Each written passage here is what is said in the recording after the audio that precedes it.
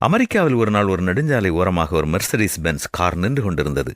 பழுதான அந்த சக்கரத்தை மாட்ட முடியாமல் ஒரு பெண் தவிப்புடன் வழியில் செல்வோரிடம் உதவி கேட்டுக் கொண்டிருந்தார். எல்லோருமே வேகமாக சென்று கொண்டிருந்தனர். அப்போது அந்த வழியாகச் சென்ற ஒருவர் அந்த பெண்ணுக்கு உதவச் சென்றார். தன்னை பார்த்து அந்த பெண் பயப்படுவதை புரிந்து கொண்டார் அவர். அதனால் அவர் கனிவான குரலில், நான் உங்களுக்கு உதவி பண்ணத்தான் வந்திருக்கிறேன், ஏன் இந்த குளிரில் வெளியே நிற்கிறீர்கள், கார் உள்ளே போய் உட்காருங்கள், நான் நொடியில் ஸ்டெப்னி மாட்டி தருகிறேன் என்று சொல்லி கிடுகிடு என்று வேலை செய்து அதை மாட்டிக் கொடுத்தார். அந்த மனிதனுடைய உடம்பெல்லாம் அழுக்கு, முழங்கையில் லேசாக சிராய்ப்பு. ஓகேம்மா, வேலை முடிந்தது, இனிமே நீங்க கிளம்பலாம் என்று சொன்னார்.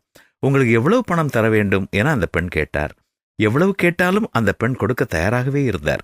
ஆயினும் அந்த மனிதர் ஒரு புன்னகையோடு, நான் மெக்கானிக் இல்லம்மா, இது என் தொழில் இல்லை, இது ஒரு உதவிதான், அதனால எனக்கு எதுவும் வேண்டாம், நீங்கள் பத்திரமாக போங்கள் என்று கூறினார். இல்ல, நீங்க இந்த நடுவழியில் உதவி செய்யவில்லை என்றால் என்னுடைய கதி என்னவாக இருந்திருக்கும், அதனால் எவ்வளவு வேணும்னாலும் தயங்காமல் கேளுங்கள், கொடுக்கிறேன் என்று அந்த பெண் சொன்னாள்.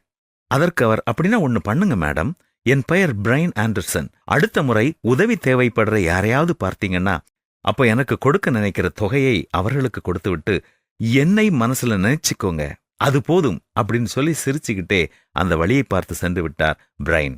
சில மைல் தூரம் போனதும் ஒரு சிறிய உணவகத்தில் காரை நிறுத்தி உணவருந்த சென்றார் அந்த பெண். அங்கு ஒரு பணிப்பெண் வேகமாக வந்து முகத்தை துடைக்க முதலில் ஒரு துண்டை கொடுத்தார். சாப்பிட என்ன வேண்டும் என கேட்டு சுறுசுறுப்பாக பரிமாறினார்.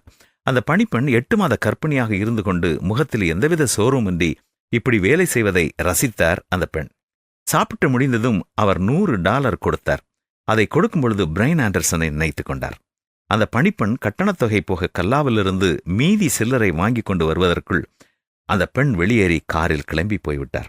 அடடா, மீதியை வாங்காமல் போயிட்டாங்களே அப்படின்னு சொல்லி நினைத்து மேஜையை பார்த்தால் கை துடைக்கும் துணிக்கு கீழே இன்னும் $400 பணம் இருந்தது. அடுத்த மாதம் பிரசவச் செலவுக்கு என்ன செய்வதென்று அந்த பணிப்பெண்ணும் அவர் கணவரும் அதிகமாகவே கவலைப்பட்ட நேரத்தில் இந்த பணம் அவர்களுக்கு பெரிய உதவி. இரவு வீட்டுக்கு போனதும் அந்த பணிப்பெண் தன்னுடைய கணவரிடம் நடந்ததை மகிழ்ச்சியும் நெகிழ்ச்சியுமாக விவரித்து, எல்லாம் நல்லபடியா போயிட்டு இருக்கு, கவலையை விடுங்க மை டியர் பிரைன் ஆண்டர்சன் என்று சொன்னாராம். தக்க நேரத்தில் யாருக்கோ நாம் செய்த உதவி நமக்கு உதவி தேவைப்படும் பொழுது வேறு யாரோ ஒருவர் வழியாக கிடைப்பதை நீங்கள் அனுபவித்திருக்கலாம். இரக்க செயல் சங்கிலி அருந்து விடாமல் இருக்க கரம் கோர்ப்போம். நாம் உயிரோடு வாழ்ந்து கொண்டிருக்கோம் என்றால் யாரோ ஒருவர் நம்மீது காட்டும் அன்பினால்தான்.